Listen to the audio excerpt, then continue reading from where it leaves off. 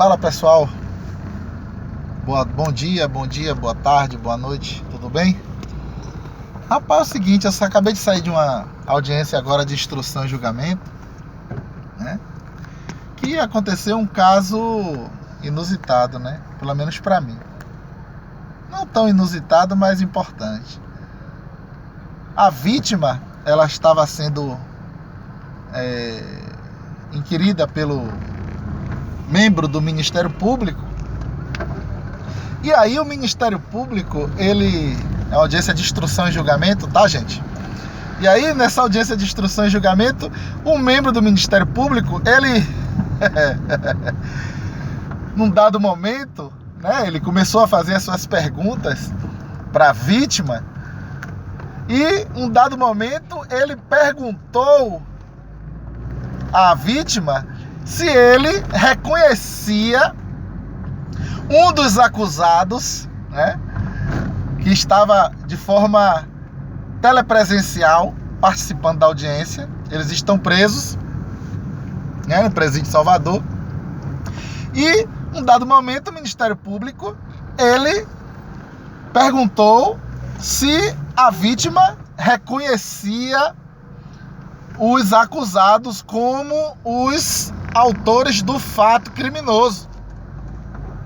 Acontece, gente, e aí nesse momento eu me insurgi pela ordem, né, ao juiz para que ele, impugnando a pergunta do Ministério Público com base no artigo 226 do Código de Processo Penal, bem como na jurisprudência do STJ, tá passando uma viatura aqui agora, bem como na jurisprudência do Superior Tribunal de Justiça, que estabelece a necessidade, né, e o respeito da formalidade do reconhecimento de pessoas. E aí eu lembrei das minhas aulas de processo penal da faculdade, né, onde eu aprendi a forma legal que a lei estabelece para que haja o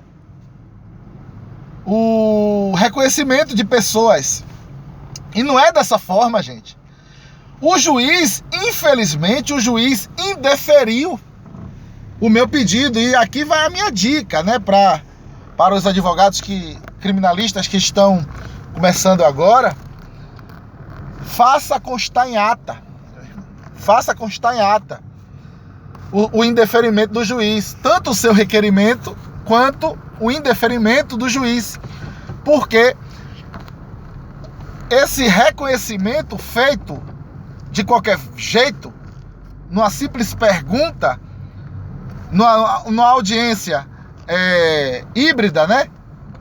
Parte presencial, parte telepresencial, por videoconferência, é um absurdo. E essa prova, ela não pode ser considerada uma prova que respeita os direitos individuais, principalmente o que diz a lei, lá no artigo 226, que estabelece as formas de reconhecimento de pessoas, né? Por exemplo, deveria ter uma sala específica para que haja o reconhecimento com outras pessoas parecidas, com a mesma fisionomia, para que assim a vítima pudesse fazer esse reconhecimento. E não simplesmente numa audiência, né, o promotor fazer uma pergunta à vítima e a vítima dizer não são eles.